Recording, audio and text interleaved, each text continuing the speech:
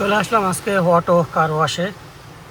আমি আগে আসলে কখনো অটো কার ওয়াশ করিনি, যেটা আমি আগে করতাম ওইটা ম্যানুয়াল ছিল। তো আজকে চলে আসলাম অটো কার ওয়াশ। একটু expensive, little bit expensive but not too much. ম্যানুয়ালের থেকে একটু এক্সপেন্সিভ।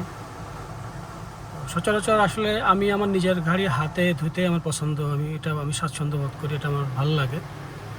বাট আজকে আসলাম একটু অটো ওয়াশ নিতে, দেখি অটো ওয়াশের কী অবস্থা, বোঝা যাবে যে অটো ওয়াশটা কেমন হয়। এটা আমি আসলে করার পরে গাড়ি থেকে বের হলে আমি বুঝতে পারবো। আসলে এটা যখন আমরা করি তখন আমাদের গাড়ির ভিতরেই অবস্থান করতে হয়, এটা দেখা বা কোনো কিছু করার কোনো সুযোগ নেই।